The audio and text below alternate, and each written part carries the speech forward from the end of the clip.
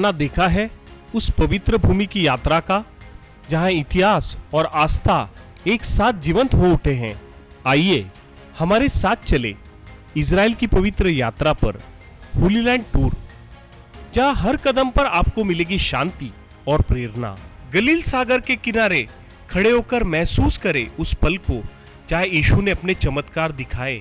कफरनहूम में, जिसे यीशु को अपना शहर कहा जाता है, उनकी शिक्षाओं को जीवंत अनुभव करें। बेथलेहेम में, चर्च ऑफ नेटिविटी में उस पवित्र स्थान को देखें जहां यीशु का जन्म हुआ। शेफर्ड्स फील्ड में उन चरवाहों की कहानी को महसूस करें जिन्हें स्वर्गदूतों ने यीशु के जन्म की खबर दी। यरूशलेम के पवित्र गलियों में वाया दोलोरोसा पर चले जहां यीशु ने क्रूस का बोझ उठाया। गार्डन टोम में शांति और चिंतन के क्षणों का अनुभव करें। माउंट ऑफ ऑलिव से यरूशलेम के स्वर्णीय दृश्यों को देखें जहां यीशु स्वर्ग गए। इजराइल सिर्फ आध्यात्मिक नहीं बल्कि जीवंत संस्कृति का गढ़ है। स्थानीय व्यंजनों का स्वाद ले और मृत सागर में तैरने का अनोखा अनुभव करें। हमारे विशेष होली लैंड टूर पैकेज में शामिल है लग्जरी होटल, स्वादिष्ट भोजन और अनुभवी हिंदी भाषी गाइड हर कदम पर आपके साथ है, ताकि आपकी यात्रा आरामदायक और यादगार हो। तो देर किस बात की, आज ही बुक करें अपनी होली लैंड यात्रा को और चले एक ऐसी तीर्थ यात्रा पर जो आपके दिल और आत्मा को हमेशा के लिए बदल देगी। नीचे दिए गए नंबर पर संपर्क करें।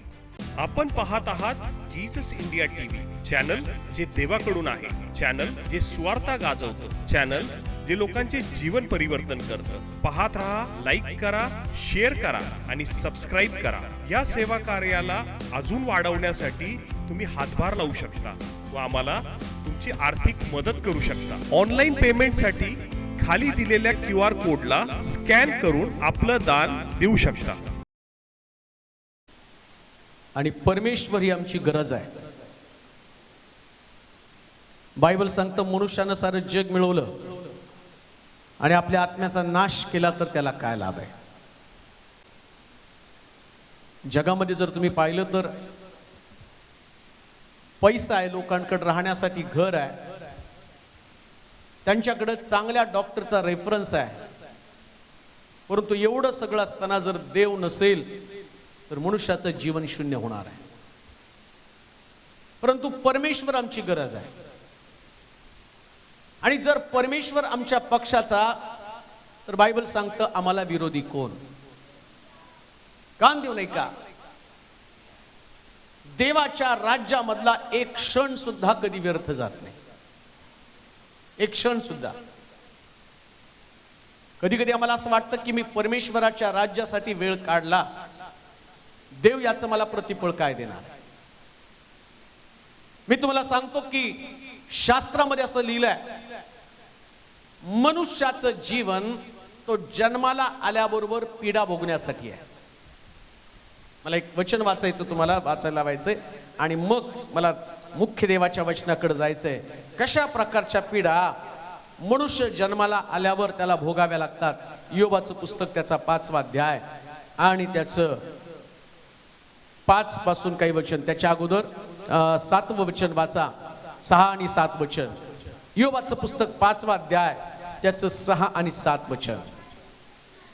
कारण विपत्ती मातीतून निघत नाही, कष्ट भूमीतून उगवत नाही, ठिणग्यावर उडतात तसा मानव कष्ट भोगण्यासाठी, मनुष्य कष्ट भोगण्यासाठी जन्माला येतो। अनेक लोकांना असं वाटतं की माझ्या जीवनामध्ये अनेक प्रकारचे कष्ट आहेत, परंतु मी त्या मनुष्याविषयी बोलत आहे की जो मनुष्य ज्याला देवाची ओळख नाही। बायबल सांगतो तो मनुष्य कष्ट भोगण्यासाठी जन्माला येतो। म्हणून तुम्हाला सांगितलं, कदाचित अनेक लोकांची समस्या आहे, त्यांना असं वाटतं की माझ्याकडे पैसे नाही म्हणून मी कष्ट भोगत आहे। परंतु जर तुम्ही काही लोकांकडे गेला तर त्यांच्याकडे भरपूर पैसा आहे, पण तरी त्यांना कष्ट भोगावं लागतं। त्यांच्याकडे चांगली ओळख आहे, चांगले रेफरन्सेस आहेत, त्यांना राहण्यासाठी चांगलं घर आहे, पण त्यांच्या जीवनातले कष्ट संपलेले नाहीत। पण याच्या उलट जर तुम्हाला विचारलं, आज तुम्ही देवाच्या मंदिरामध्ये आहात, तर तुमच्याकडे देव असल्या कारणानं जरी कष्ट तुमच्याकडे आले तर त्या कष्टांना पळ काढावं लागतं. म्हणून देव ही आमची गरज आहे. शास्त्र सांगतं जशा ठिणग्या उडाव्यात ना, तसं मनुष्याच्या जीवनामध्ये संकट उडत असतं. लक्षात ठेवा, ठिणग्या उडल्यावर तुम्ही बघता ना, जशी ती ठिणगी कोणावर पडेल सांगता येत नाही. एक व्यक्ती वेल्डिंग करत असताना त्याच्या वेल्डिंगची ठिणगी कशी कोणत्या जागी पडेल, कशा पद्धतीने चटके बसेल सांगता येत नाही. त्या पद्धतीने संकट कोणावरती चाल करून येईल सांगता येत नाही. आणि ज्या दिवशी तुमच्यामध्ये देव नाही ना, तीच अवस्था सैतान जाणतो. कान देऊ नाही का? जसं देव मनुष्याचं संरक्षण करण्यासाठी आहे, तसं सैतान मनुष्याला संकटामध्ये पाडण्यासाठी आहे. त्या ठिणगीचा अनुभव किंवा त्या ठिणगीचे चटके तुम्हाला भोगावे लागावे, त्या ठिणगीचे चटके तुम्ही सोसावेत, आणि ती ठिणगी तुमच्या परिवाराला, तुमच्या कुटुंबाला त्यानं उद्ध्वस्त करावं, यासाठी तो सैतान अनेक प्रकारचे डावपेच आखतो. त्याच्या अगोदर तुम्ही त्या वचनाकडे जा. बायबल सांगतं मनुष्य कष्टासाठी जन्माला आलेला आहे. दुसऱ्या वचनामध्ये, योबाच्या पुस्तकाच्या 5व्या अध्यायाच्या दुसऱ्या वचनामध्ये, मूर्ख तर चिंता करून करून मूर्ख चिंता करून करून नाश पावतो. वेडा मत्सराने मत्सरानं मरतो. मी मुळास मुळावलेले पाहिले पण लागलेच मला त्याच्या वस्तीस्थानाचा धिक्कार करावा लागला. त्याची मुलं बाळे उद्धाराला अंतरली आहेत. वेशीत त्याचा चुराडा होतो. त्याचा कोणी बचाव करणार नाही. त्याचे पीक शास्त्र सांगतं मूर्ख चिंता करून मरतो. जो मूर्ख व्यक्ती आहे, कोण मूर्ख आहे?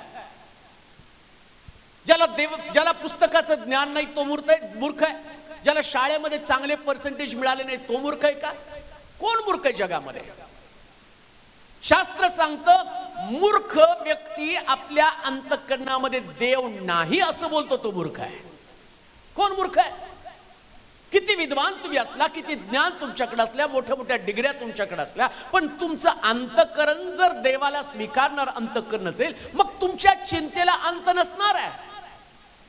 कारण तुम्हाला वाचवणारा कोणीच नाही. कोणी डॉक्टर नाही वाचवू शकत, कुठली बँक तुम्हाला नाही वाचवू शकत, कोणतं औषध तुम्हाला वाचू शकत नाही, कोणते नातेवाईक तुम्हाला वाचू शकत नाही, कोणता मित्र तुम्हाला वाचू शकत नाही, तुमचं घर तुम्हाला वाचू शकत नाही, चांगली ओळख तुम्हाला वाचू शकत नाही. कारण तुमच्या अंतःकरणामध्ये देवाला महत्वाचं स्थान नाहीये. पण ज्या व्यक्तीच्या अंतःकरणामध्ये देवाला महत्वाचं स्थान आहे, बायबल सांगतो तो शहाणा आहे. आमेन म्हणाल का? आज तुम्ही सगळे शहाणे आहेत. तुम्ही सगळे शहाणे आहेत, है की नाही? शहाणे आहात म्हणून देवाच्या घरामध्ये तुम्ही आलेला आहात.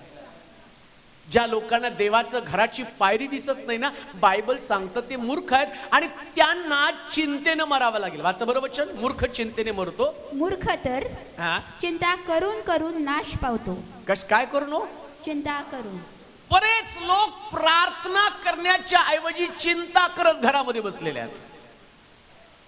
लक्षात ठेवा, तुमच्याकडे प्रश्न किती का असे ना, प्रश्नाला घेऊन चर्च मध्ये यायचंय. कारण जर प्रश्न चर्च मध्ये आले ना, जाताना ते तुमच्या बरोबर येतील, येताना तुमच्या बरोबर येतील, पण जाताना मात्र त्यांना तुम्हाला सोडून पळावं लागणार आहे.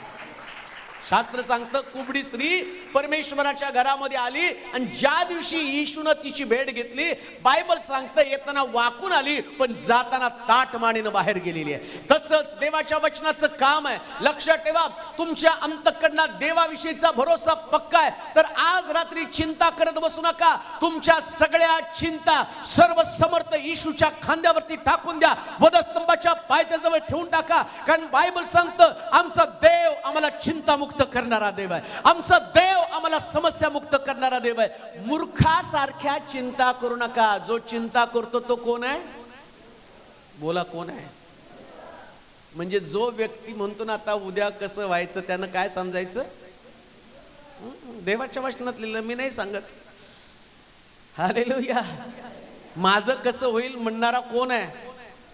मला नोकरी लागेल का म्हणणारा कोण आहे? मी पास होईल का नाही म्हणणारा कोण आहे? मला उद्या भाकर मिळेल का नाही म्हणणारा कोण आहे? मला घर मिळेल का नाही म्हणणारा कोण आहे? आणि शहाणा व्यक्ती काही करत नाही, तो म्हणतो सगळं काही देवाला द्यायचं. शास्त्र सांगतं देवाच्या मार्गामध्ये येऊन त्याच्यावरती अवलंबून राहणं सगळ्यात चांगली गोष्ट आहे. मूर्खासारखं वागू नका. आमेन म्हणाल का? कोण चिंता करत असेल त्याला म्हणाल मूर्खासारखं वागू नकोस, मरून जाशील चिंतेमध्ये. परिस्थिती बदलणार नाही. चिंता करतो त्याच्यासाठी सरपण तयार आहे. जो चिंता करतो त्याच्यासाठी जळण तयार आहे. जो चिंता करतो त्याच्यासाठी खड्डा तयार आहे. पण चिंता करण्याच्या ऐवजी जो प्रार्थना करतो त्याचं सरपण निघून जाईल, त्याचा खड्डा नाहीसा होईल. कारण देव त्याच्या लोकांना यातनं सोडवायला समर्थ आहे. आणि मग लक्षात ठेवा, शहाण्या माणसासारखं वागा, शहाणे बना. येणार आहे, ठिणग्या पडणार आहेत. शास्त्र सांगतं की मनुष्य जन्माला आल्याबरोबर या ठिणग्या त्याला दिसू लागतात. आणि त्या वेल्डरकडे फार सुंदर प्रकार, त्या वेल्डरला जर तुम्ही बघितलं ना, त्या ठिणग्यापासून बचाव होण्यासाठी तो काळा एक गॉगल लावतो. आणि तो गॉगल लावल्यावर किती पण ठिणग्या पडल्या, आम्ही जर त्याच्याकडे बघितलं तर आमचे डोळे दिपले जातात त्याला आणि अंधत्व येतं. पण त्याला होत नाही का? कारण त्यानं गॉगल लावलेला आहे, एक काच त्याच्यावरती बसवलेली आहे. तुमच्या जीवनात तुम्हाला ठिणग्यापासून बचावायचा तर येशू म्हटलेली काच लावून टाका. तुम्हाला कधीच इजा होणार नाही, तुम्हाला कधीच त्याचा इजा पोचणार नाहीये. म्हणून शास्त्र सांगतं वेडा मत्सरानं मरून जातो, मूर्ख चिंता करून मरतो. पुढे काय म्हटले हो? मूर्ख तर चिंता करून करून नाश पावतो, वेडा मत्सराने मरतो. मी मुळास मुळावलेले पाहिले, मुळास मुळावलेलं पाहिलं, पण लागलेच मला त्याच्या वस्तीस्थानाचा धिक्कार करावा लागला. त्याची मुले बाळे उद्धाराला अंतरली आहेत. मी मूर्खाला मुढाला मुळावलेलं पाहिलेलं आहे. ज्या लोकांकडे देव नाही ना ते समृद्ध झालेले तुम्ही पाहाल. त्यांच्याकडे ऐश्वर असेल, त्यांच्याकडे पैसा असेल, त्यांच्याकडे गाडी असेल, त्यांच्याकडे बंगला असेल, त्यांच्याकडे नोकर चाकर असेल, सगळं काही. तो म्हणतो मी मूर्खाला मुळावलेलं पाहिलेलं आहे. देव नाही म्हटल्याबरोबर सैतान सगळं वैभव तुम्हाला द्यायला लागतो, सगळं वैभव. ईश्वरा म्हटलं नाही का, मला नमन कर, देवाला नमन करू नको, या डोंगरावरती तू माझ्या पाया पड, हे सगळं जग मी तुला देऊन टाकतो. आणि बायबल सांगतं येशूने ते नाकारलं. परंतु तो काय म्हणत आहे आणि योब काय म्हणत आहे? मी मुढाला मुळावलेलं पाहिलं, पण नंतर त्याच्या वस्तीस्थानाचा मी धिक्कार केला. का त्याच्या वस्तीस्थानाचा धिक्कार केला? सुंदर वस्तीस्थान आहे, त्याचं सुंदर घर आहे, पण तो काय म्हणतो माहिती का? त्याच्या लेकरांचा उद्धार झालेला मी पाहिला नाही, त्याच्या लेकरांची सुटका झालेली मी पाहिली नाही. काय एवढं सगळं वैभव मिळून, एवढं सगळं जग मिळवून जर आमच्या लेकरांचाच उद्धार झाला नाही, जर आमच्या लेकरांना स्वर्गराज्य मिळालं नाही. लक्षात ठेवा, मनुष्यानं या जगातल्या सगळ्या गोष्टी मिळवल्या, सगळं मिळू द्या तुम्हाला. तुम्ही चांगलं मेडिसिन घेऊन अगदी तंदुरुस्त राहिला, काहीच औषध उपचार नाही. मला भूषण वाटतं कधी कधी, मला एक पण गोळी नाही, मी एकदम ठणठणीत आहे. आणि देवाने ठरवलं चल रात्री बोचकं बांध. कालपर्यंत एवढा भाव मारलेला, सगळे लोक मला त्या कबरेत घेऊन जाणार आहे आणि तिथं टाकणार आहे. आणि तिथून देव तुला विचारेल काय म्हणत होता काल, तुझा श्वासच माझ्याकडे आहे. लक्षात ठेव, कितीही चांगलं शरीर असलं पण या शरीरामध्ये देव नसला तर ते शरीर किड्यांचं आणि मुंग्यांचं आहे. उपदेशकाच्या पुस्तकामध्ये म्हटलं, धार्मिकही मरतो आणि पापी व्यक्ती पण मरतो. कान देऊ नाही का? ना शरीराची प्रौढी मिरवा, ना तुमच्या धनाची प्रौढी मिरवा, ना तुमच्या घराची प्रौढी तुम्ही मिरवा. बायबल सांगतं, पौल म्हणतो मी प्रौढी मिरवतो ते माझ्या ख्रिस्ताची, तशी देवाची प्रौढी आम्ही मिरवूया. कोणतंही घर मनुष्याला शांतीचं ठिकाण देऊ शकत नाही. कोणतंही धन, कोणती नोकरी मनुष्याला स्वर्गाच्या राज्याची खात्री देऊ शकत नाही. बायबल सांगतं, योब म्हणत आहे मी अशी गोष्ट पाहिली, मूळ मुळावलेला मी पाहिला, पण त्याच्या वस्तीस्थानाचा मला धिक्कार करावासा वाटला. कान देऊ नाही का? घर किती मोठं आहे याच्यापेक्षा त्या घरामधला ख्रिस्त किती मोठा आहे. तुमच्या घरामध्ये जर येशू असेल ना तर तुमच्या घराला धिक्कार नाही, तुमचं घर आशीर्वादित घर आहे. लक्षात ठेवा, येशू घरामध्ये असायला पाहिजे. ज्याच्या घरामध्ये येशू आहे त्याच्या खाली फार सुंदर लिहिलं, वाचा बरं. हा? मी मुढास मुळावलेले पाहिले, हा? पण लागलेच मला हा? त्याच्या वस्तीस्थानाचा धिक्कार करावा लागला. धिक्कार करावा लागला. त्याची मुले बाळे त्याची मुलं बाळ उद्धाराला अंतरली आहेत. ज्याच्याकडं देव नाही, जो म्हणतो देव नाही, त्याचा सगळ्यात मोठा आघात कोणावर होतो? लेकरांवरती. ज्या परिवाराला, ज्या कुटुंबाला, ज्या घरातल्या व्यक्तीला वाटतं ना देव नाही, किंवा जो व्यक्ती देवाला अगदी सहज गतीने घेतो. लक्षात ठेवा, सगळं सहज घ्या पण देवाला सहज घेऊ नका. कोणीच देवाला इझी समजू नका. आम्ही कधी कधी असं वाटतं देव म्हणजे काय, ज्याला सहजपणे घेतलं जातं. कान देऊ नाही का? घरामधला कर्ता पुरुष ज्या घरामध्ये येतो ना, तर त्याला असं वाटतं प्रत्येक व्यक्तीनं माझ्याकडे लक्ष द्यावं. प्रत्येकानं, जो कमवता व्यक्ती, त्याच्याकडनं अपेक्षा एकच आहे, परिवारातल्या प्रत्येक व्यक्तीनं माझ्या आधिपत्याखाली. समजा त्याला तुम्ही सहजपणे घेतलं तर मला नाही वाटत त्या कुटुंबात तुम्ही राहू शकाल. तर व्यक्तीबद्दल अशा प्रकारचं मत आहे, तो तर देव आहे. देवाला इतकं सहज घेऊ नका. जो व्यक्ती देवाला सहज घेतो तो जगातला सगळा मूर्ख आहे. आणि जो व्यक्ती देवाला महत्वाचं स्थान देतो, मला माहिती की आज तुम्ही सगळे लोक देवाला महत्वाचं स्थान देऊन तुम्ही म्हटलं नाही आज प्रभू या ठिकाणामध्ये, तुम्ही निघाला घरातून. तुम्ही देवाला सहज घेतलं नाही. देवाच्या बाबतीमध्ये तुम्ही जागरूक आहात. त्याला काय पसंत पडतं, त्याला काय आवडतं, त्याच्या संबंधानं तुमचे विचार तुम्ही बदलून टाकलेले आहेत. आणि जो व्यक्ती देवाला सहज घेत नाही त्या व्यक्तीच्या जीवनामध्ये आशीर्वादाची कमतरता नाही. पण बायबल सांगतो जो व्यक्ती देवाला सहज घेतो आणि त्याच्या संबंधानं म्हटलं त्याच्या लेकरांना उद्धाराची आशा नाही. कारण मी देवाचं लेकरू आहे ना. का देव माझ्या लेकरांना उद्धार देत नाही? त्याचं कारण आहे, मी देवाचं लेकरू असताना मी देवाच्या विरोधामध्ये देवाला सहजपणे घेतो आणि मग त्याच तो देव काय करतो, लेकरांना उद्धार देत नाही. मग ते लेकर त्याला किंमत देत नाही आणि त्याचा परिणाम त्या व्यक्तीला आपली स्वतःची किंमत कळते. म्हणून पहिला आघात जर तो कुठं करतो तो लेकरांवरती. म्हणून कान देऊ नाही का, सगळ्यात महत्वाचं स्थान जीवनामध्ये देवाला द्या. सगळ्यात महत्वाचं स्थान. काय पहिलं संकट पहा बरं, त्याच्या लेकरांना उद्धार नाहीये. पुढे त्याची मुले बाळे उद्धाराला अंतरली आहेत. उद्धाराला अंतरली आहेत. वेशीत त्याचा चुराडा होतो. कुठं चुराडा हो? म्हणजे गावाच्या बाहेर जाताना तुम्हाला सुरक्षा नाही. ज्याच्याकडे देव नाही त्याचा रस्ता धोक्यानं भरलेला रस्ता आहे. वेशीच्या बाहेर त्यानं पाऊल टाकलं, मृत्यू त्याची वाट पाहत आहे. वेशीच्या बाहेर तो जाताना त्याच्यासाठी संकट टपून बसलेलं आहे. त्याची वाट पाहत आहे संकट, वाट पाहत आहे त्याचा रोग, वाट पाहत आहे त्याच्याकडे एक मोठ्या प्रकारची चाल, सैतानाचे डावपेच, सैतानाच्या योजना. त्या वेशीच्या बाहेर आम्ही पाहतो की एक मनुष्य यरुशलेम सोडून जात असताना वेशीच्या बाहेर लुटारूच्या हाती सापडला. ज्या व्यक्तीकडे देव नाही तो लुटारूच्या हाती सापडणार आहे. वेशीच्या बाहेर त्याचा चुराडा होणार आहे. पण शास्त्रामध्ये अनुवादाच्या पुस्तकामध्ये असं लिहिलंय, तू परमेश्वराच्या आज्ञा पालन करतो तर तू आत जाताना, आत येताना आशीर्वादित, बाहेर जाताना तू आशीर्वादित, नगरात तू आशीर्वादित, शेतीवाडीमध्ये तू आशीर्वादित. देवाचे प्रिय लोक हो, तुम्ही देवामध्ये आहात म्हणून तुम्ही सुरक्षित आहात. तुम्हाला कोणी सुरक्षा दिलेली आहे? बाजूने कितीतरी गाड्या गेल्या पण तुम्हाला काही झालेलं नाहीये. कितीतरी वेळा मोठं संकट तुमच्या जीवनावरती आलं पण तुम्हाला काही झालं नाही.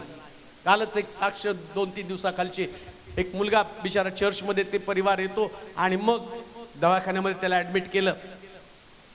गेल्यावरती डॉक्टर त्याला म्हटलं की बहुतेक तुला डेंग्यू असण्याची शक्यता आहे. त्याच्या पेशी ज्या त्याच्या त्या काय म्हणतात त्याला, प्लेटलेट्स एकदम 50,000 झाल्या. मग त्याला दवाखान्यात डॉक्टर म्हटले एखाद्यास डेंग्यू असण्याची शक्यता आहे. टेस्ट केली आणि त्याला डेंग्यू नाही सापडला. डॉक्टर म्हटले तुला इन्फेक्शन झालेलं आहे आणि इन्फेक्शन झाल्यावर ते म्हटलं की एखाद्या वेळेस तुला ICU मध्ये भरती करावं लागेल आणि मग त्याने त्याच्यावर ट्रीटमेंट करायला सुरुवात केली आणि एकदम 50,000 वरून त्याच्या पेशी 35,000 झाल्या आणि पुन्हा प्रयत्न केल्यावर त्याच्या पेशी 18,000 झाल्या आणि डॉक्टर म्हटले आता या पेशी 1 लाखाच्या आसपास असायला पाहिजे, परंतु ते म्हटले की आता त्याला ब्लिडिंग होण्याची शक्यता आहे आणि त्याचं ब्लिडिंग एकदा झालं की ते स्टॉप होणं फार कठीण आहे आणि त्याचा परिवार घाबरला, परंतु त्यांनी एकच गोष्ट केली, ते म्हटले काही नाही प्रार्थना. आणि मग सगळ्याला प्रार्थनेसाठी आपण मेसेज केला की तुम्ही प्रार्थना करा, तुम्ही प्रार्थना करा. आम्ही पण जाऊन विशाल आम्ही सगळेजण जाऊन तिथं प्रार्थना करून आलो आणि प्रार्थना करायला लागल्याबरोबर त्याची आई इतकी घाबरून गेली होती. ते म्हटले काय, परंतु तो मुलगा आणि त्या ICU मध्ये त्याला भरती केलं. डॉक्टर म्हटले की आता त्याच्यासाठी कठीण एकदम क्रिटिकल कंडिशन आहे, परंतु देव असल्या कारणानं त्याने विश्वास ठेवला की प्रभू काहीतरी करेल, देव काहीतरी करेल. आणि मी रात्री प्रार्थना, पहाटे उठल्यावर प्रार्थना, चालताना प्रार्थना, देवा त्याला तुला वाचवावं लागेल, देवा तुझ्या लेकरांची हानी होता कामा नये, तुझ्या लेकरांचा विश्वास कमजोर होता कामा नये. आणि प्रार्थना करत राहिल्यावर थोड्याच वेळाने एक मला 4-5 तासाने त्यांचा निरोप आला आणि ते म्हटल्या त्याच्या पेशी, त्याच्या प्लेटलेट्स 18 वरून एकदम 36,000 झाल्या. देव तुमच्या बरोबर आहे. किती अद्भुत देवाची सेवा तुम्ही करत आहात. काय त्या डॉक्टरच्या औषधानं वाचायचं असतं तर त्याला ICU मध्ये जावंच लागलं नसतं. ते औषध तर त्याचे चालू होतं, उपचार चालू होते, चांगल्यातले चांगले इंजेक्शन, भारी गोष्टी त्याला दिल्या. मग का त्याच्या शरीरामध्ये बदल घडत नव्हता? कारण देवाला दाखवायचं होतं मी कितीही कमी झालं तरी वाढवण्याची ताकद माझ्या शब्दामध्ये आहे. जर देव तुमच्या बरोबर आहे तर तुम्हाला घाबरण्याचं कारण नाही. मी त्यांना म्हटलं 10,000 झाल्या तरी काळजी करू नका. विचारा, मी म्हटलं काय काळजी करू नका, 10,000 झाल्या ना तरी काळजी करायचं कारण नाही, कारण तिथून कसं काय त्याला एकदम वाढवायचं देवाला ठाऊक आहे. तो देव एका झटपट वाढेल. आणि मी तिथं प्रार्थना करताना देवाला म्हणतो, देवा सेकंदामध्ये वाढू दे. माझी प्रार्थना होती, देवा मिनिटामध्ये फरक पडू दे आणि त्या प्लेटलेट्स आतापर्यंत वाढल्या नाही तशा वाढू दे, कारण देव सर्व काही करणारा देव, देवाला सर्व काही शक्य आहे. जर देव तुमच्या बरोबर आहे तर तुम्हाला घाबरण्याचं कारण नाही. आणखी एका व्यक्तीची साक्ष आहे.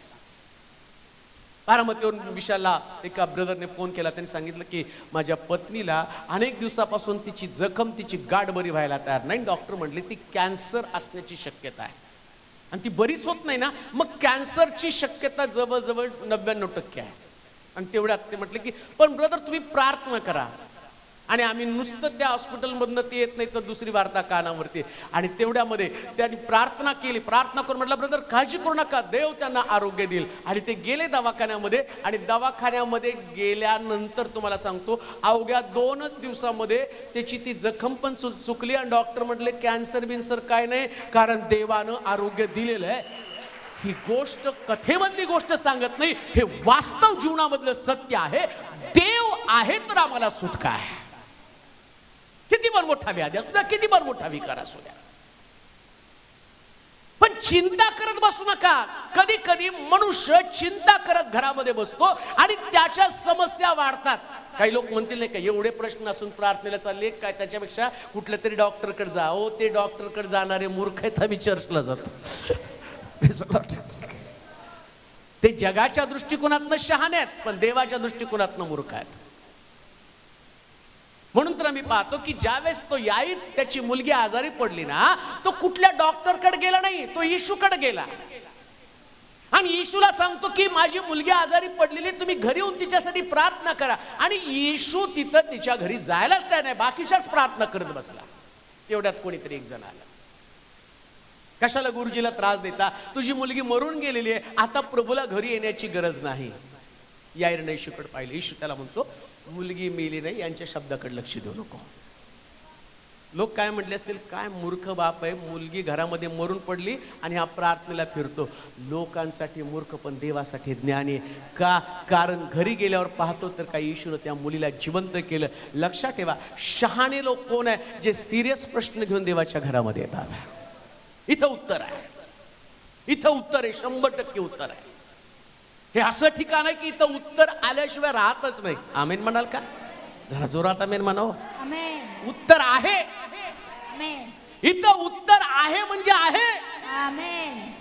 तुमच्या प्रत्येक प्रश्नाचं उत्तर याच ठिकाणामध्ये, जगात दुसरीकडे कुठंच नाही, हेच उत्तराचं ठिकाण आहे. हेच तुमच्यासाठी आशेचं केंद्र आहे, हेच तुमच्यासाठी जीवन आहे, हेच तुम्हाला सुटका देणारं ठिकाण आहे. याच ठिकाणी तुमच्या अभिवचनांची पूर्तता आहे, याच ठिकाणामध्ये तुम्हाला खात्रीशीर उपाय आहे. आणि लक्षात ठेवा, बायबल सांगतं, जर तुमच्या अंतःकरणात देवाविषयीचा भरोसा आहे, जगात सायंटिस्ट पेक्षा तुम्ही विद्वान आहात, तुम्ही शास्त्रज्ञापेक्षा विद्वान आहात, तुम्ही सगळ्यात विद्वान आहात, कारण तुम्हाला खरा मार्ग सापडलेला आहे. सायंटिस्ट सुद्धा नंतर म्हणतात की देव आहे, अहो नंतर ते म्हणतात त्याच्या अगोदरच आम्हाला कळालेलं आहे. हालेलुया. सगळे शोध लावून झाले आणि सगळ्या शोधाच्या अंताला त्यांचं, जर तुम्ही ते एडिसनचं पुस्तक वाचा, सगळे सायंटिस्ट आहे आणि सगळ्यात शेवटी त्यांच्या साक्षीच्या पुस्तकामध्ये हे सगळं शोध लावला, पण आमचा विश्वास देवावरती आहे. जर तुमचा विश्वास देवावरती, अहो त्यांनी नंतर विश्वास ठेवला, आम्ही सुरुवातीपासून ठेवून देवापासून किती आशीर्वाद घेणार आहोत. काय देवावरती विश्वास न ठेवल्याचे परिणाम होतात, वाचूया. वेशीत त्यांचा चुराडा होतो. वेशीत चुराडा होतो, त्याचा कोणी बचाव करणारा नाही. कोणी वाचवत नाही, डॉक्टर पण वाचवणार नाही. किती पण मोठ्या डॉक्टरची रेफरन्स घेऊन जा, शेवटी डॉक्टर पण सांगतो, अब दवा काम करनी बंद हो गई, अब दुआ करो. पहले से ही दुआ करो, दवा की जरूरत ही नहीं पडेगी. हालेलुया. अहो ते सगळ्यात शेवटी सांगतात, ते म्हणतात तुमच्या देवाजवळ जाऊन प्रार्थना करा. मी तुम्हाला पहिल्यापासून सांगतो, माझ्या देवाजवळ प्रार्थना करा. मग तुम्ही एवढे पैसे खर्च करून मग प्रार्थनेकडे येण्याच्या ऐवजी आम्ही पहिल्यापासून प्रार्थना करू, आम्हाला खर्च करण्याची गरजच लागणार नाही. आमचा विश्वास आहे देव आम्हाला वाचवणार आहे. काल त्या लेकराला, कुठे गेलो तो छोटा पोरगा, बाहेर गेला का? ये रे बाळा, असं दाखव जर, कॅमेरा त्याच्याकडे फिरवा.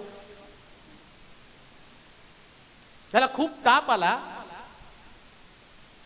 आणि मग ताप आल्यावर त्यांना मोठा प्रश्न पडला, आता काय करावं. कारण त्या मुलाला बरेच वर्ष झटके येत होते. एकदा त्याच्या डोक्यात ताप शिरला की त्याला झटके येत होते. बस बाबा, त्याला लाजायला लागलाय तो, पण तो हिरो आहे. का, मी त्याचं कारण तुम्हाला सांगतो.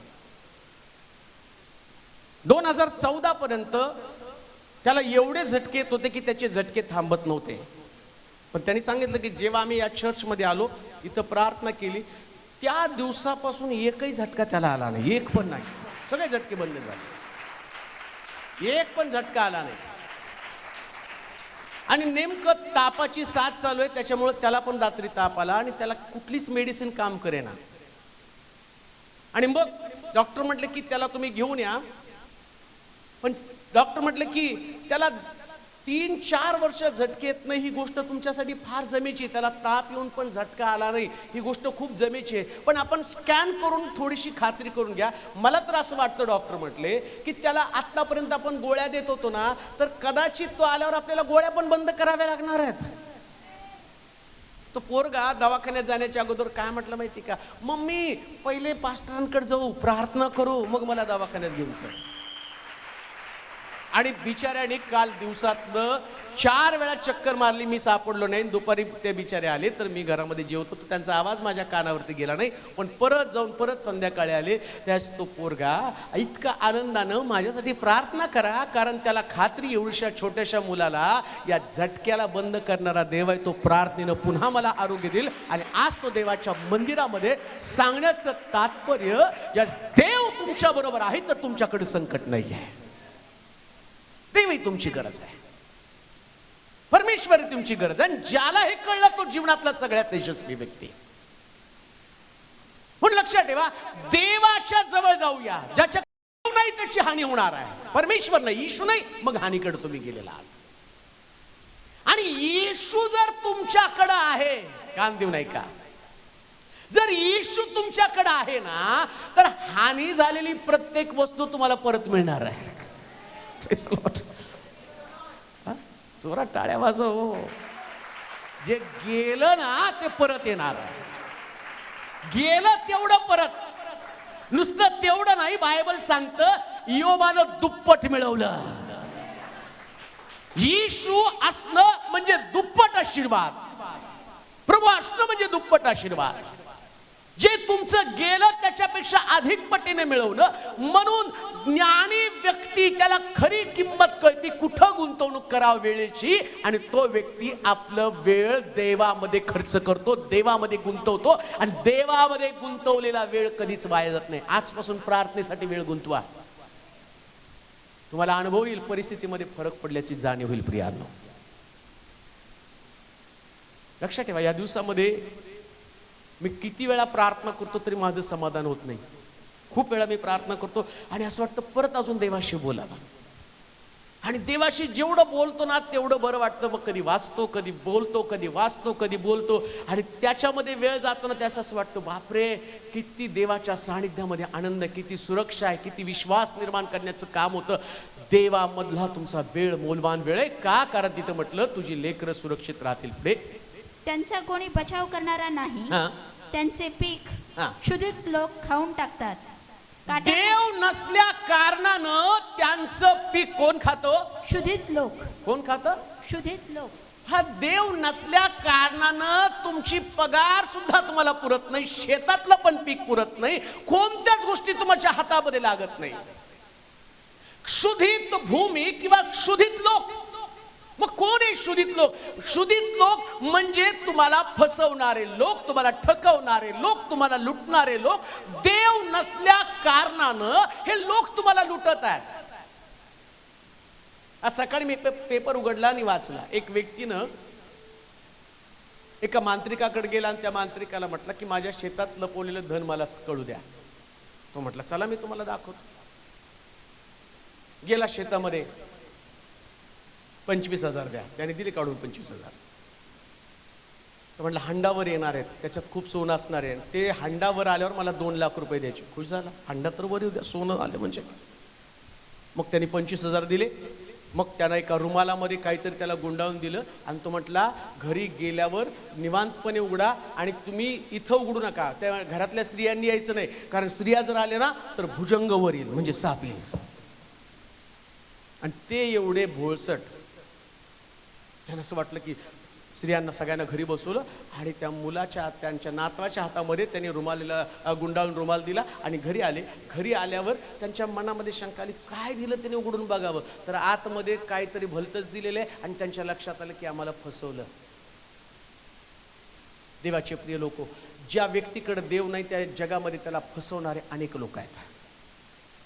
ज्याच्याकडे देव आहे ना त्याची फसवणूक करण्याची ताकद जगामध्ये कोणामध्ये नाही. एका फॉरेनरने मला व्हॉट्सअप फेसबुकवर सांगितलं की मला आणि मी अशा त्या ह्याच्यामध्ये एक शांती प्रस्थापित करणारा सैन्याचा मी प्रमुख आहे, आणि ज्या इसिसची ज्या ठिकाणात कारवाई चालू आहे आणि त्या ठिकाणामध्ये मी स्वतः गेलेलो आहे, आणि माझ्याकडे फार मोठी पेटी लागलेली आहे आणि त्या पेटीमध्ये प्रचंड पैसा आहे, परंतु तू माझी मदत कर.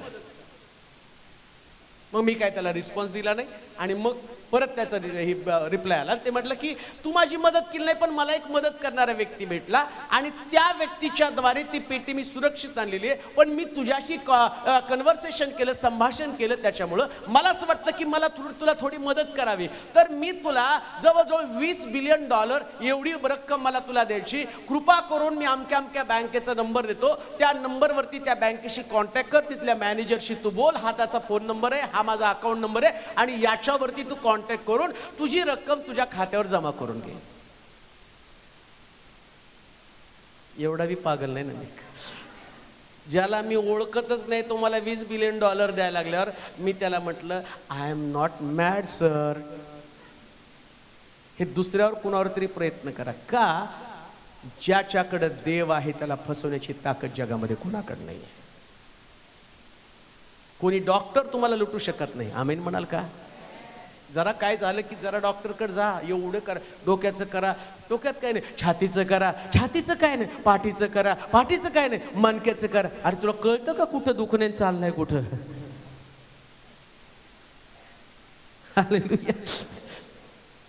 साधं तुम्हाला चक्कर आली की म्हणतात डोक्याचं करा, डोक्याचं नाही झालं पाठीत करा, पाठीचं नाही झालं कमरेत करा, कमरेचं नाही झालं गुडघ्यात करा. अरे सुरू कुठं झालं, पोचलं कुठं, नेतो कुठं?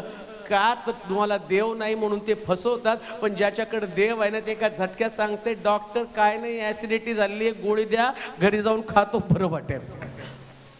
हालेलुया. तर जोरात म्हणावं हालेलुया. कान देऊ नाही का? या जगामध्ये फसवण्याची ताकद तुम्हाला कोणाला नाही जर देव तुमच्याकडे असेल. शोधित लोक त्यांचं खाऊन टाकतील. तो शैतान अनेक लोकांना तुमचे आशीर्वाद खाण्यासाठी पाठवत आहे.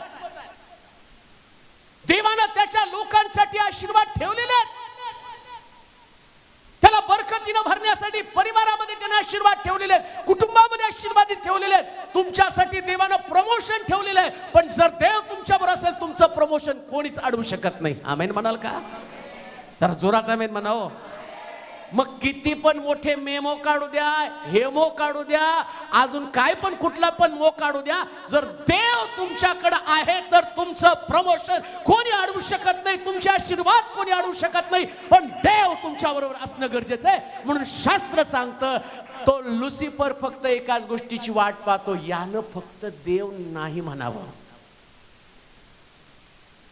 आणि तुम्ही देवाला एवढं पक्क बिलगून राहतात ना, आम्ही म्हणतो राजा या मूर्तीला आम्ही दंडवत घालणार नाही, भट्टीत पडावं लागलं तरी चालेल. आणि तुम्ही भट्टीत पडता, भट्टीची तीव्रता लोकांना अनुभवायला मिळते. पण तुम्ही भट्टीतनं बाहेर येता आणि ते काय म्हणतात, यांच्याच देवाची उपासना करा, यांच्याच देवाची आराधना करा, यांच्याच देवाला शरण जा, यांचाच देव जिवंत देव आहे. त्या लोकांना तुमची खात्री पटण्यासाठी देव त्या प्रकारची परिस्थिती निर्माण करतो. तुमचा देव असाधारण व्यक्तिमत्व असलेला देव आहे. आज जी तुमची परिस्थिती आहे ना, तुम्हाला वाटत असेल आमची परिस्थिती अशी का, याचं कारण एकच आहे, लोकांना देवाला दाखवायचंय मी याचा देव आहे, मी याचा देव आहे. याची परिस्थिती बदलण्याची ताकद माझ्यामध्ये. आजच्या परिस्थितीकडे पाहू नका, लक्षात ठेवा, या परिस्थितीला बदलणारा देव तुमचा मालक आहे. या परिस्थितीला बदलणारा देव तुमच्या बरोबर आहे. आणि म्हणून परमेश्वर असणं हे गरजेचं आहे. शुद्धित लोक दिसणार आहेत, खायला टपलेले आहेत. बायबल सांगतं कोणाला खावं कोणाला गिळावं म्हणून टपलेलं आहे. पण तुम्ही नाही सापडणार त्याच्यामध्ये. भुकेलेला सिंह वाट पाहत होता, पण दानिएलला नाही खाल्लं त्यानं. एक रात्रीत काय त्याला एवढं असं काय त्याची भूक शमली नाही, भूक त्याच्याकडे दाबून होती. पण बायबल सांगतं तो शुद्धित तुला नाही खाणार, त्याला भूक आहे. पण देवाच्या लोकांना पाहिल्याबरोबर त्या सिंहाला सुद्धा वचन आवडतं, अरे हे नाही खायचं, हे व्हेज आहे.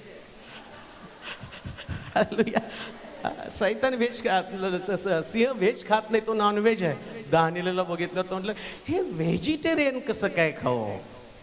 टाकणाऱ्या लोकांना, ज्या लोकांनी टाकलं ते टाकल्यावर तो अरे नॉन व्हेज आलं. हालेलुया.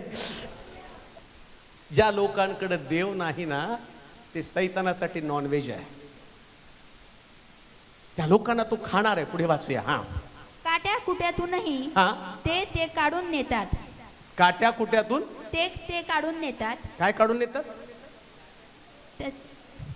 पीक. काय काढून नेतात? पीक.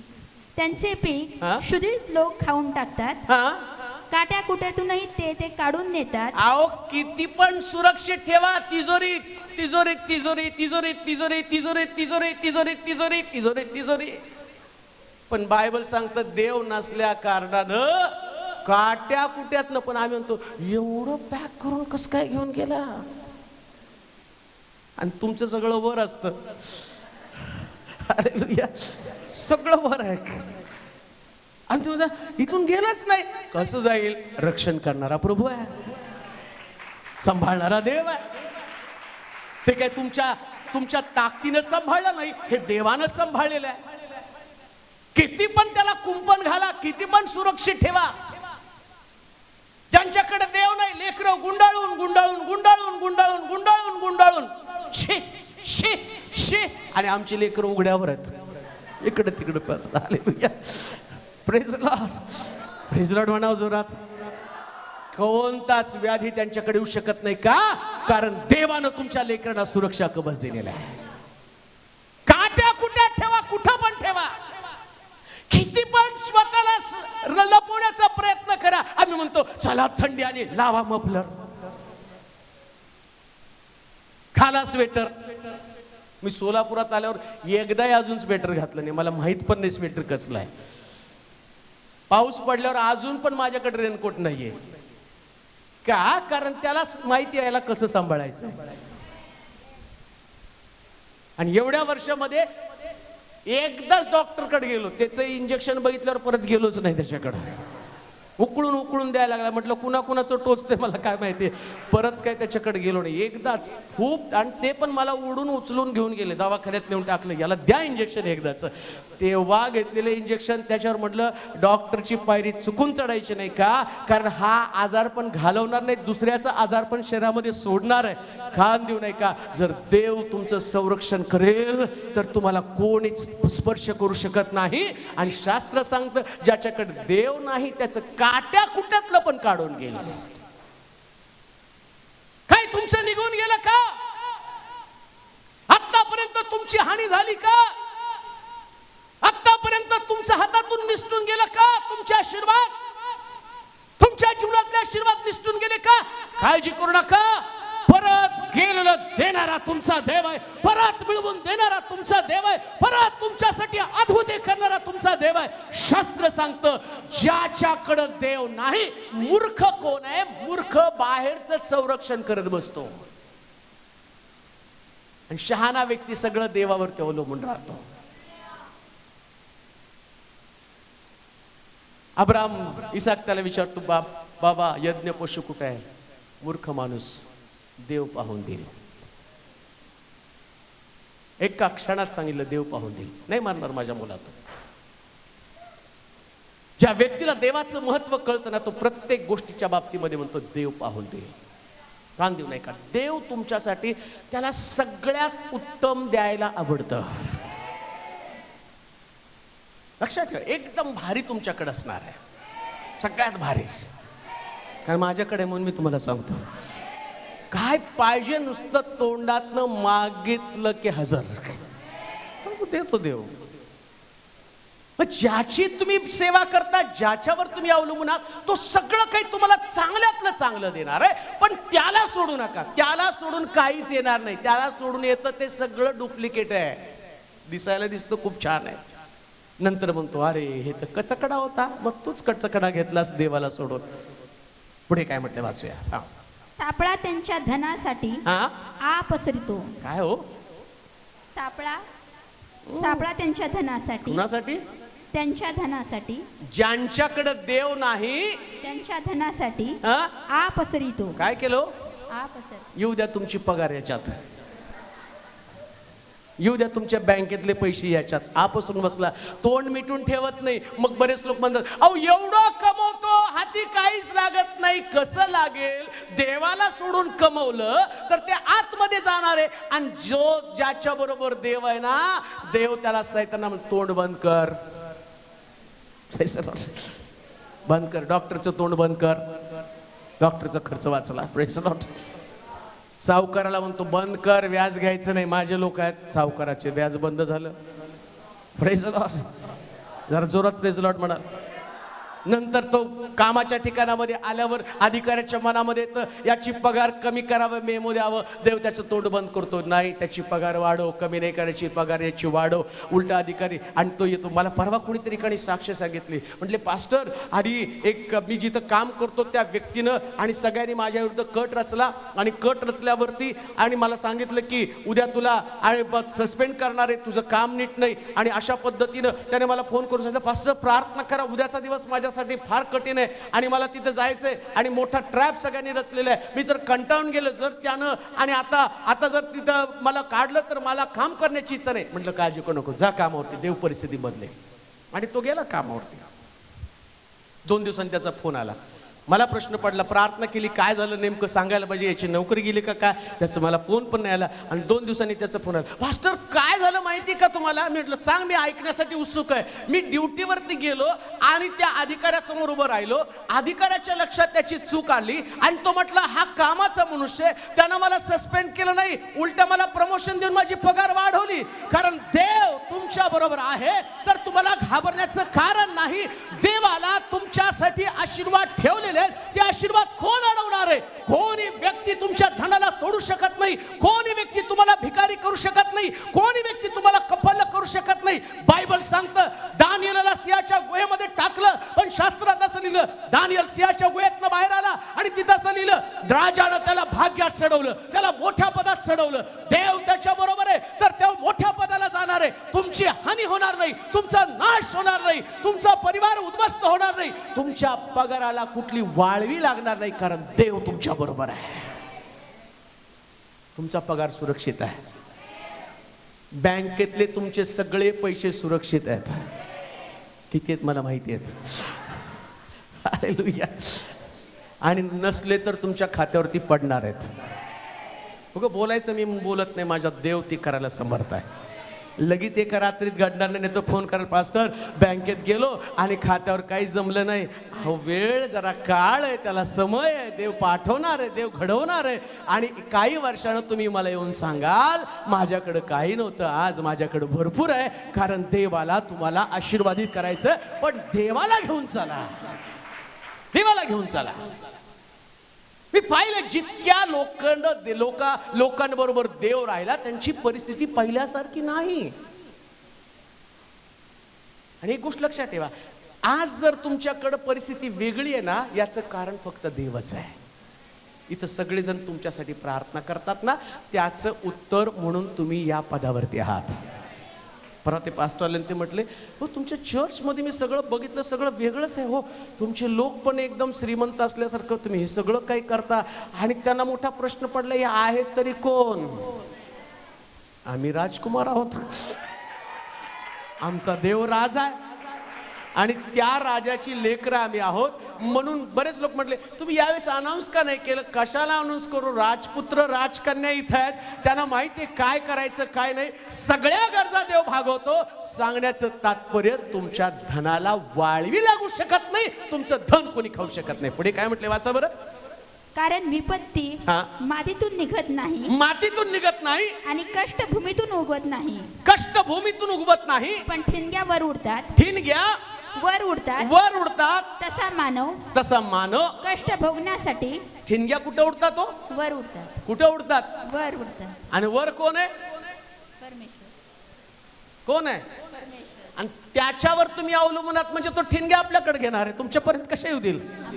ठिणग्या उडणार आहे, कष्ट उडणार आहे, त्रास उडणार आहे, आजारपण येणार आहे, दारिद्र्य येणार आहे, संकट येणार आहे, उपासमार येणार आहे, पीडा येणार आहे. पण बायबल सांगतं तुमच्याकडे वर असणारा देव आहे आणि वरचा देव सगळे प्रश्न वर्षभर फेकून देतो. तुमच्यापर्यंत येत नाही, तुमच्यापर्यंत तो संकट येत नाही. म्हणून म्हटला मातीतून उगवत नाही. खाली पाहू नका, वर पहा.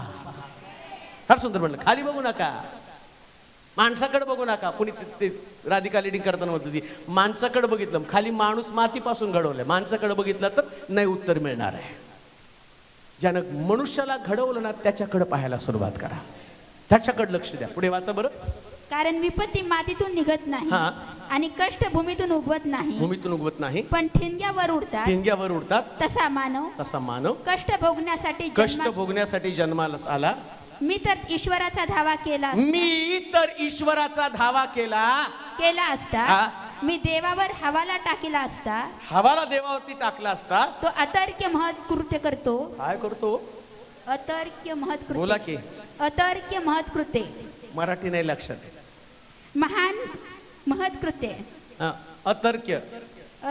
अतर्क्य म्हणजे तुम्हाला कल्पना करता येत नाहीत अशी महत्कृत्य. प्रेज द लॉर्ड म्हणाल का? Praise the Lord. तुम्हाला कल्पना करता येत नाहीत असे आशीर्वाद. आमेन.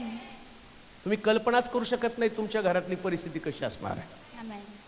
तुम्ही कल्पनाच करू शकत नाही. तुम्ही म्हणता ना देवाने आम्हाला लेकरू द्यावं, तुम्ही कल्पना करू शकत नाही एवढं सुंदर लेकरू असणार आहे. कल्पनाच करणार नाही. ज्यावेळेस तुम्हाला ते वाढेल ना, मोठ्या पदावरती गेलं, देवा हे दिलं मला एवढं सुंदर. बायबल सांगतं ती गेले आणि ते म्हटले याच्यात काय आहे? तर म्हटलं एक राष्ट्र त्याच्यामध्ये आहे. तुझ्या पोटामध्ये 2 राष्ट्र आहेत, तुमच्या कल्पनेच्या पलीकडचे. आज कदाचित तुम्हाला कळत नसेल की तुमच्यासाठी देवानं कुठल्या प्रकारचं आर्थिक आशीर्वाद दिलेले तुम्ही कल्पना करू शकत नाही कसे. दाविदाला कधीच वाटलं नाही की तो एक दिवशी राजपदावर, स्वप्न तरी रंगवेल का हो राजपदावरती जाणं. जो सकाळी उठल्यावर बकऱ्या चारणारा व्यक्ती, त्याला कसं वाटलं, तो कधी कल्पना करेल का मी राजपदावरती जाणार आहे. पण बायबल सांगतं एक सकाळ त्याच्यासाठी अशी उजडली आणि परमेश्वराने त्याला शमूएलला पाठवलं आणि म्हटलं जा इशायाच्या घरामध्ये, त्याच्या घरामध्ये एक राजा लपला, त्याला राजा कर. आणि 7 मुलं संपल्यावरती दाविदाला निरोप पाठवला. दाविदाला माहित नाही मला कशासाठी बोलावून आलं. आणि बायबल सांगतं दावीद घरामध्ये गेला आणि देव त्याच्याशी, त्या शमूएलाशी बोलला. तो म्हटलं याला अभिषेक कर कारण हा राजा आहे. तो म्हटलं देवा राजाचं स्वरूप त्याच्याकडे नाही. तो म्हटलं नाही, हाच राजपदावरती बसेल. कान देऊ नये का? एक सकाळ तुमच्या जीवनामध्ये अशा चेंजेस, असं बदल आणणार आहे. अशा प्रकारची तुमची परिस्थिती बदल, जिथं तुम्ही तुमच्या कल्पनात आणि तुमच्या कल्पनात थांबणार आहेत. अशा प्रकारचं अतर्क, म्हणजे तुम्ही तर्क करू शकत नाही, कल्पना करू शकत नाही, तुमची बुद्धी काम करणार नाही आणि तुमची बुद्धी थक्क होईल. लोक तुम्हाला पाहून त्यांचे डोळे मोठे मोठे होतील की देवानं यांच्यासाठी एवढे आशीर्वाद कसे ठेवलेले. लक्षात ठेवा, देवाला तुमच्याकडं येऊन नुसतं तुम्हाला असं म्हणू एक उपकार स्तुतीची प्रार्थना ठेवून तुम्हाला हातात हात देऊन जावं एवढी उपकार करायचे नाहीत. देवाला असं काही तुमच्या जीवनात घडवायचं ना, ते थांबून तुम्हाला विचारत राहते हे कसं काय, हे कसं काय. त्याचं उत्तर तुमच्याकडे असेल. माझ्या देवाचा मी धावा केला आणि त्यानं अद्भुत, वाचा बरं. तो अतर्क्य महत् कृत्य करीतो, तो अगणित अद्भुत कृत्य करीतो. किती हो? अगणित. अगणित कसले? अगणित. बोला की सगळे. अगणित. अगणित म्हणजे काउंटलेस. 1 2 3 4 5 6 7 8 9 10 नाही.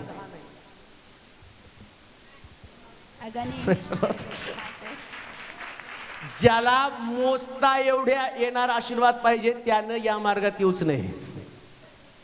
हा मार्ग काउंटलेस मार्ग आहे. काउंटलेस म्हणजे तुम्ही मोजू शकत नाहीत इतकी महत्कृत्य. वाचा बरं ते. अगणित. तो अतर्क्य महत् कृत्य करीतो, तो अगणित अद्भुत कृत्य करीतो. कसली कृत्य? अद्भुत. अद्भुत. अद्भुत म्हणजे जिथं तुम्हाला वाटतं हे घडू शकत नाही. अद्भुत म्हणजे प्रभू येशू ख्रिस्त त्याला अद्भुत म्हटलेलं आहे. अद्भुत कसा?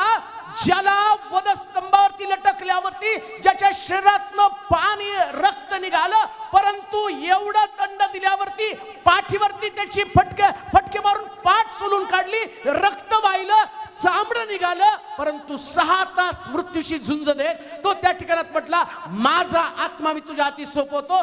ज्या ठिकाणात एक मनुष्य या अवस्थेमध्ये, अहो लक्षात ठेवा, रस्त्यामध्ये 20 मिनिटं उपचार मिळाला नाही, अपघातामध्ये तर माणूस मरतो. 6 तास येशू ख्रिस्त मृत्यूशी झुंज देत होता. 6 तासात त्याच्या शरीरातलं पाणी रक्त संपलं, पण तो मरू शकला नाही. याला म्हटलेलं अद्भुत. ज्याला कबरेत ठेवण्यात आलं, पुरण्यात आलं आणि जो 3ऱ्या दिवशी पुनरुत्थित झाला, त्याला म्हटलेले अद्भुत. आणि बायबल सांगतं अशी अगणित अद्भुत अद्भुत कृत्य करीतो. अगणित अद्भुत कृत्य. कुठं आहात तुम्ही? देवाला काउंटलेस. एकाच ठिकाणात थांबू नका. आता म्हटलं पाहिजे हे आहे तर याच्यापेक्षा पुढचं किती भारी असणार आहे. लक्षात ठेवा. मी कधी कधी विषयाला म्हणतो, अरे आपण कपडे घेतले, आता पुढच्या वेळेस काय घालायचं मोठा प्रश्न का? पुढचं काय? सगळ्यात फॅशन संपल्यात. पुढचं काय? आम्हाला दोघाला टेन्शन येतं, कारण तुम्ही सगळे बघत असता आता काय घालणार, आता काय घालणार. म्हटलं अरे लोक आपल्याकडे बघतात, आपल्याला काहीतरी घ्यावं लागेल आणि तिथं संपलं सगळं. लक्षात ठेवा, हे मी जगिक गोष्टी बोलतो, मी तुम्हाला आत्मिक गोष्टीविषयी सांगतो. देवाला पहिलं दिल्यावर दुसरं त्याच्यापेक्षा भारी द्यायचं असतं आणि दुसरं दिल्यावर तिसरं त्याच्यापेक्षा भारी आहे. आणि बायबल सांगतं त्याच्याकडं अगणित.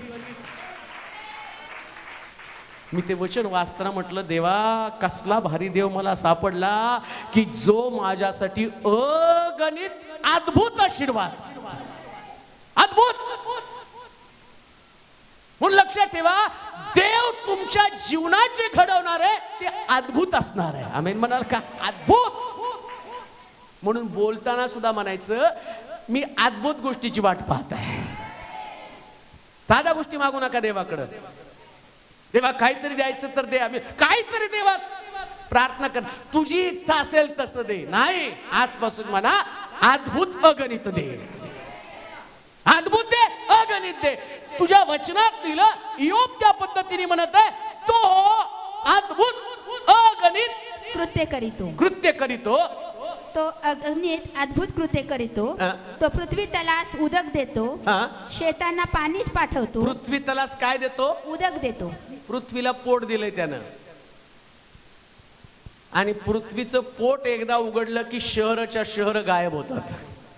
हालेलुया. म्हणजे देवाचं देणं किती अद्भुत आहे. पृथ्वीला एवढं मोठं पोट दिलं, एकदा का भूकंप झाला सगळंच गायब. मला हे तुम्हाला देव जे देतो ते सगळं मोठं देतो. हालेलुया. छोटं छोटं देत नाही. मी परवा मीटिंगला गेले होते, मला वाटले जेव्हा आमच्यावर बसलो, म्हटलं बसू नका माझ्यावर, मग अर्धी भाकर आणि एवढं. ते म्हटलं हे खाता? मी म्हटलं एवढंच खातो, सकाळी एवढं, संध्याकाळी एवढं, रात्री झोपताना एवढं. अहो ते म्हटलं तुमच्यावर बसायचं म्हणजे आमचं मरण आहे, आम्ही मरून जाऊ. आम्हाला 5 भाकरी सरत नाही, 5 भाकरी, एवढा भात लागतो, एवढं मटण लागतं, तुम्ही एवढं कसं काय? मग त्यावेळेस मला लाज वाटली, अरे एवढं बारीक पोट कशाला? दिसायला दिसतंय मोठं, आत कमी मटेरियल. हालेलुया. तसं आमचं आहे. हालेलुया. दिसायला विश्वास लय मोठा दिसतो, पण आतमध्ये मावणाऱ्या गोष्टी कमी आहेत. पण देवाला द्यायचं सगळं मोठं. हो, पोट मोठं करा, भांड मोठं करा. साधारण गोष्टी मागू नका. आजपासून तुमचा विश्वास बदला, तुमची प्रार्थना बदला. जिथं तुम्ही आलेला आहात ना, हे ठिकाण अद्भुत गोष्टी, मोठ्या गोष्टी मिळवणारं ठिकाण आहे. मोठ्या गोष्टी. छोट्या गोष्टीसाठी इथं येऊ नका. मेडिकल स्टोर आहे, सर्दी पडसं, अंगदुखी, डोकंदुखी. छोट्या कर्जासाठी येऊ नका. बँक आहे, सावकार आहे, इथं मोठ्या कर्जासाठी या. मला नका मागू, पण देवाला माग. हालेलुया. छोटा आजार बरं करण्यासाठी छोटी हॉस्पिटल आहे, इथं मोठ्या मोठ्या गोष्टी देव करतो. प्रियानो, मोठ्या मोठ्या गोष्टी. छोट्या गोष्टी देवाकडे मागू नका. देवाची इच्छा आहे तुम्ही मोठ्या गोष्टी मागाव्या. आणि आज रात्री जर तुमचा देवावरती विश्वास आहे तर त्याला म्हणा, माझ्या देवा, माझ्या परिवारामध्ये, माझ्या जीवनामध्ये काउंटलेस ब्लेसिंग तू पाठव. आणि ते पण अतर्क्य. तर्क करत बसू नका, प्रभू मला काय देणार आहे. कदाचित तुम्ही आज एक विशिष्ट प्रकारची गोष्ट घेऊन आला असाल. कोणीतरी म्हटलं असेल मला एक 10,000 कर्ज आहे, आणि तुम्ही तुमच्या तर्काने म्हटलं प्रभू तुम्हाला 10,000चं कर्ज यातून मोकळं कर. मी तुम्हाला सांगतो अतर्क्य गोष्ट कोणती आहे.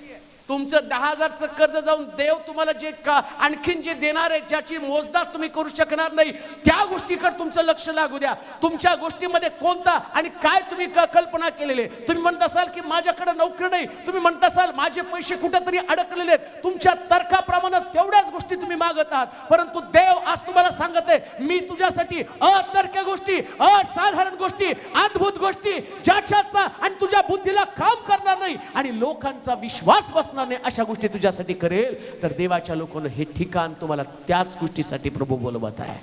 आपल्या जागेवरती आपण उभं राहूया. प्रभूला आपलं जीवन समर्पित करू. पुन्हा एकदा त्याच विश्वासानं देवाच्या हातामध्ये पडूया.